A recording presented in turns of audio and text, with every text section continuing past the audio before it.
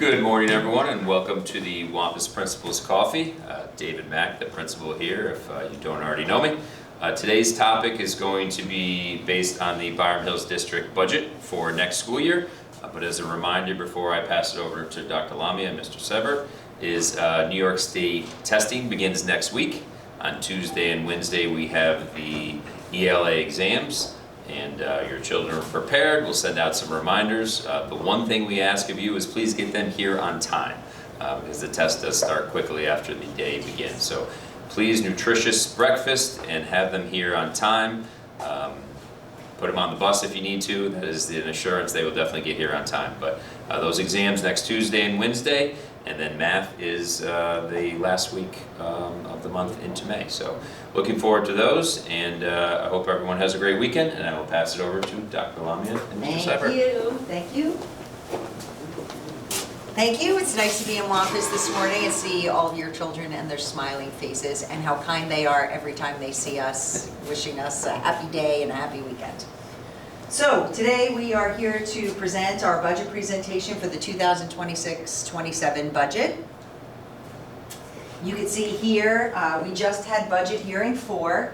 There are 5 budget hearings in the process. The Board of Education, in addition to these budget hearings, has had 6 budget workshops where we've been working since September, really line by line going through the budget to see how can we make this budget as fiscally responsible as we can, and we have.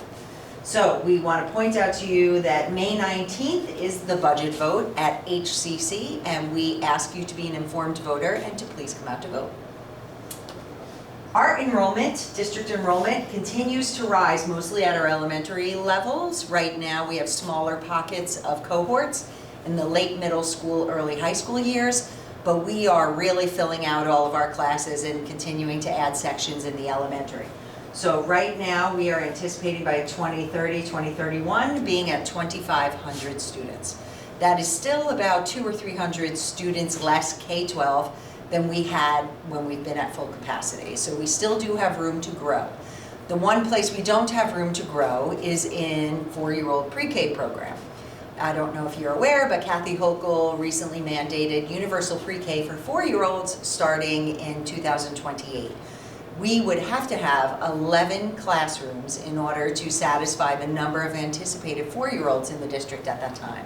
We don't have that room in any one of our buildings for 11 new classrooms.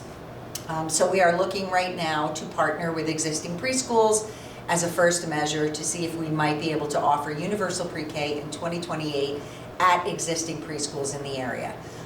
That's a long process and will take us the better part of a year and a half to organize. Should we be able to do that, that would be the preferred route. Should we not be able to do that, we will go to step 2, which is looking for facilities nearby to run our own preschool.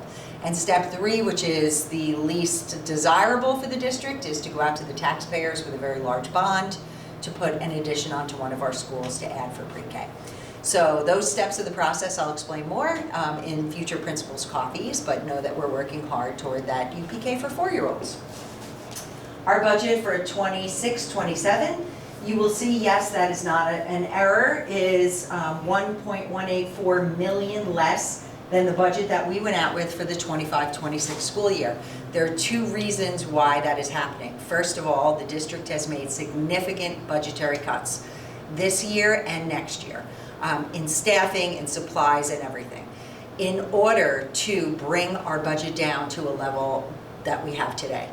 The other reason why our budget is lower than in past years is we are happy to say that Byram Hills is probably the only debt-free school, perhaps in the United States, meaning about 30 years ago we took out a bond to put 2 bonds to put 2 additions on 2 different schools. We just this year are paying our final payment on the final bond of $2.3 million. For the past 30 years, our bond payments have been between $2.3 and $5 million. So I'm happy to say that taxpayer money in the millions is no longer going to pay off a bond, and Byram Hills will be debt-free.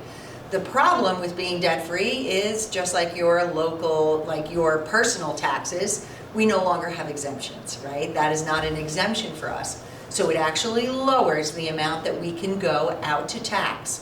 And what it means is unless we go out with a negative budget to budget increase even more severe than this, we have to go over the tax cap. More of that to be explained.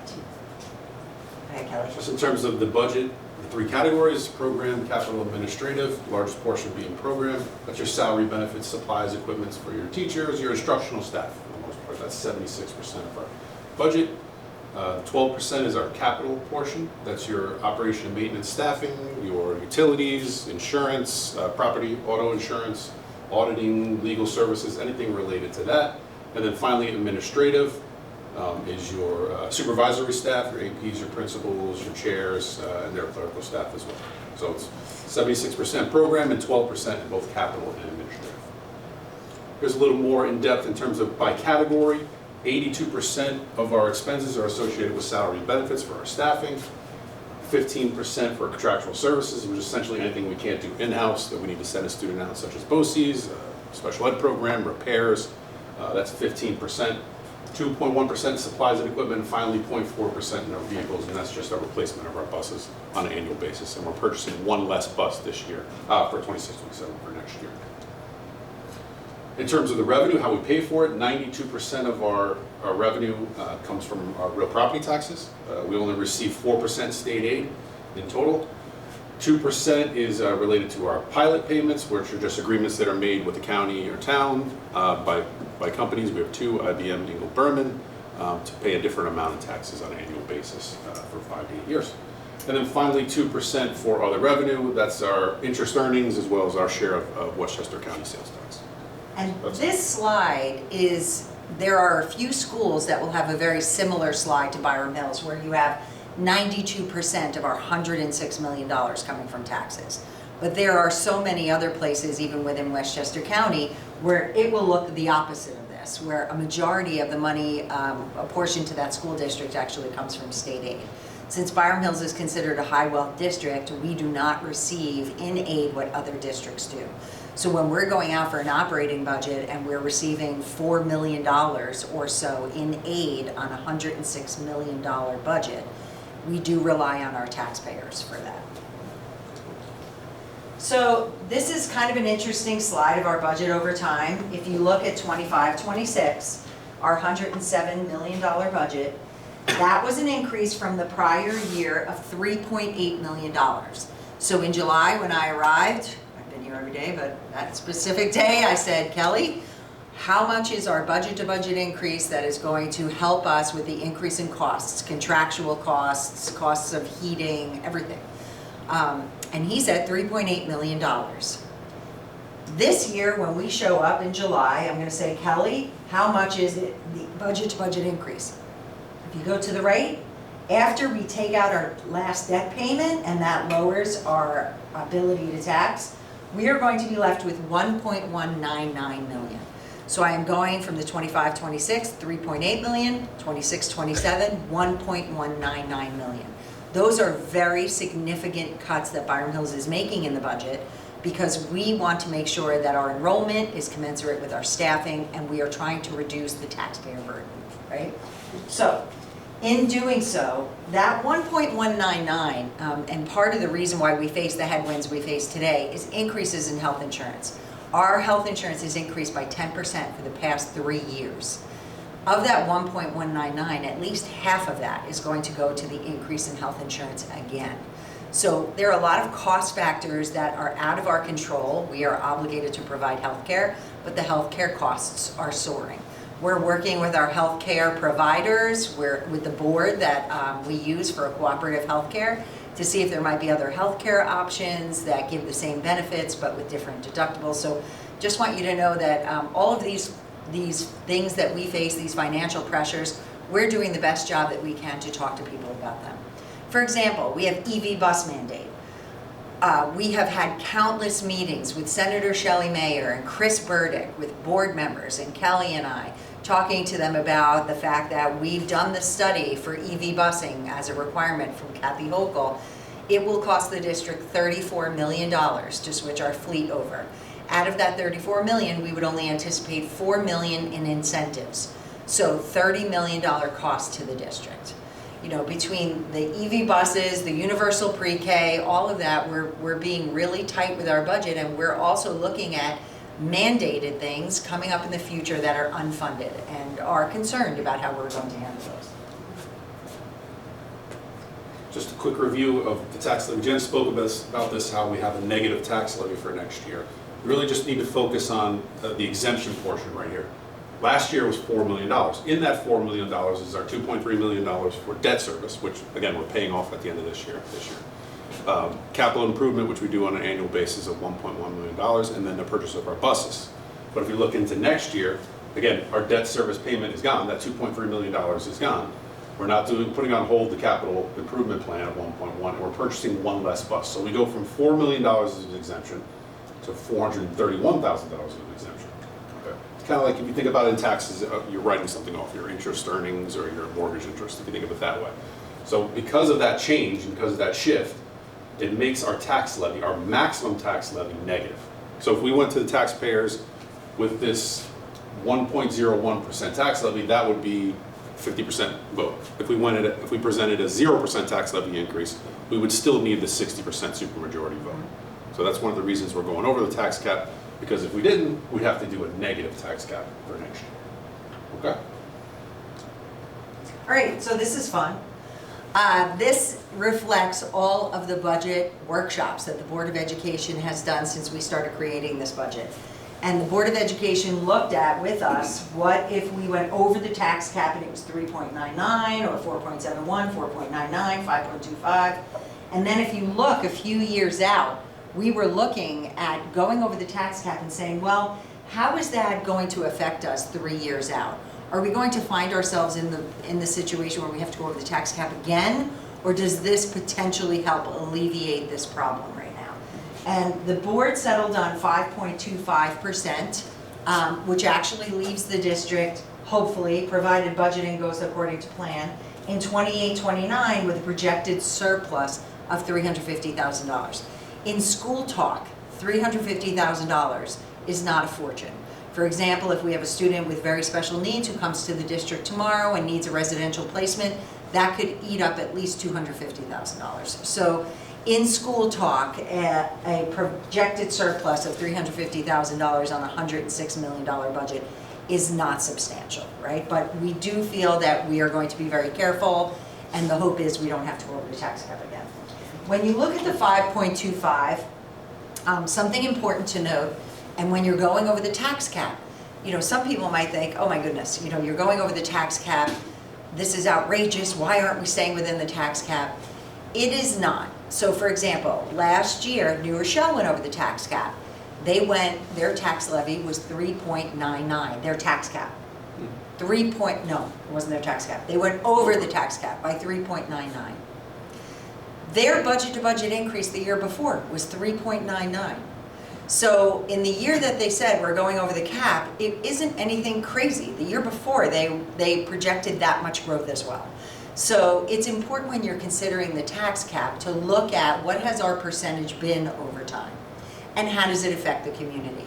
For example, 5.25 for us, and this year in particular, a bulk of that is going to affect our families who live in North Castle, which is our largest population of our school district's 4 towns.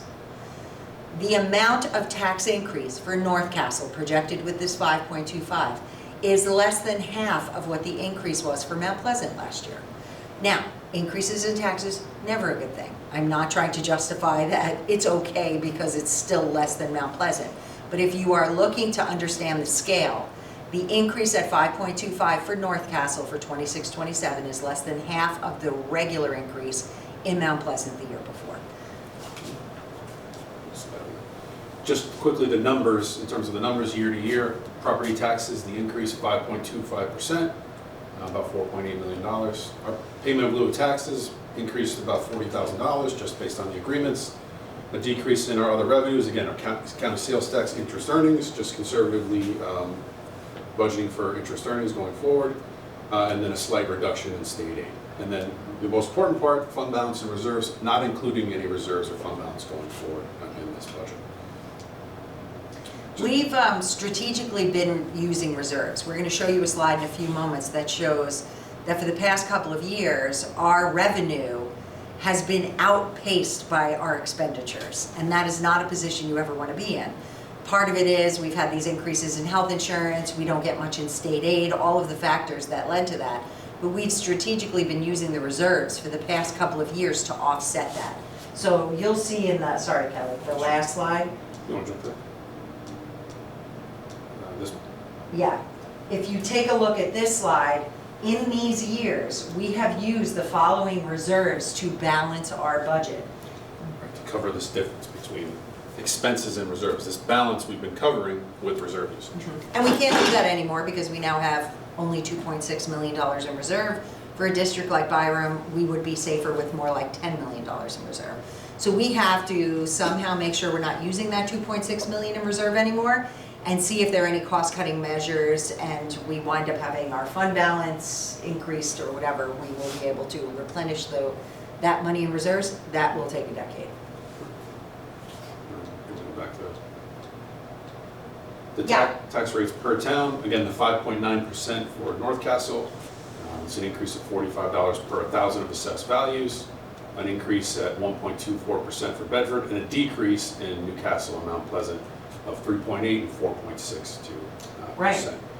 Take a look at, historically, you can take a look, what Jen was speaking about, just a minute ago, last year, you had double-digit increases in these three towns, North Castle, Newcastle, and Mount Pleasant specifically.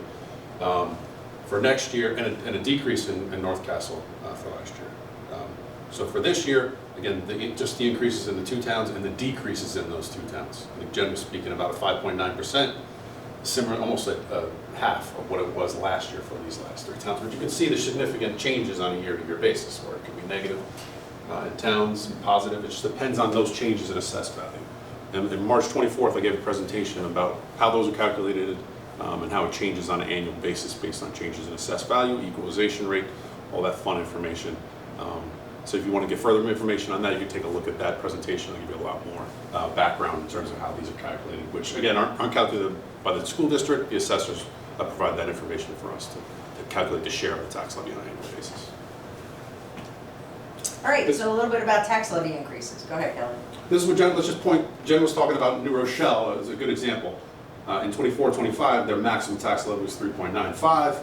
They proposed 3.95. The following year, their tax levy calculation was 0.33, okay, and obviously very low. So they presented again 3.95. But you can take a look at this year-to-year basis. The red is the districts that went over the tax cap. Last year, Mamaroneck, New Rochelle, and then the year before we had Harrison, Rye, and Scarsdale. So you can see it, the shaded yellow are people that went below the tax cap. So your maximum allowable, this left column, the right one is what you proposed. But what I find interesting is if you look back from 2021, 22, you see a lot of districts went below their maximum. Okay, this yellow shaded portion. Following yellow, yellow, and then the last 2 years you can see there's not a lot of yellow. Districts are really needing to go to their maximum tax levy, which we've done in the past 2 years as well. And when do we stay below the tax levy? When the enrollment doesn't necessitate the number of staff, right? That's basically what it boils down to. And most of those districts that you had seen to the right were districts that were facing enrollment decline, Right. and they were staying below their tax levy cap. Here's just a historical, just to further that point of where we've been since the tax cap's inception. In 2012-13, that's when the tax cap started. We've been below the maximum allowable. We proposed tax levies that have been below the maximum allowable tax levy, and sometimes significantly. Over 1.3 million in 21-22, 920,000 in 18-19. The last 3 years, we've been at the max. We've stayed at what the calculation was.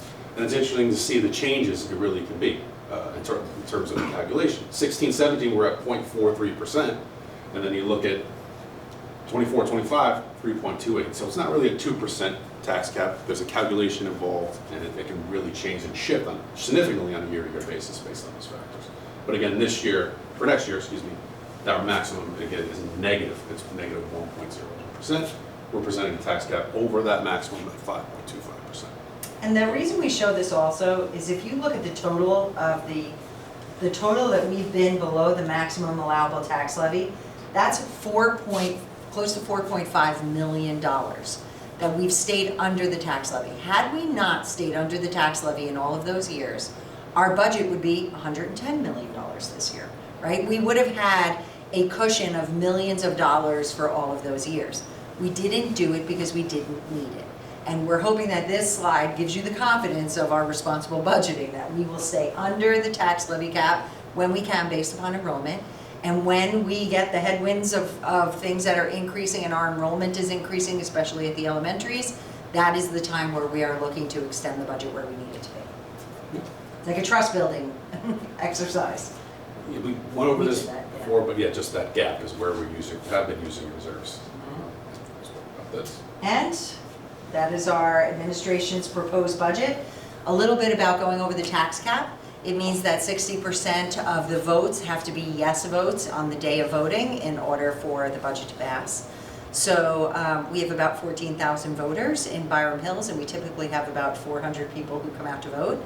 It is I can't tell you how I would like you to vote, but I ask you to be an informed voter, and please come out to the polls. What happens if the budget is voted down? We go out for another budget. If that second budget is voted down, we move to a contingency budget. The contingency budget would be what, 4 or 4.5 million? 4.8 million.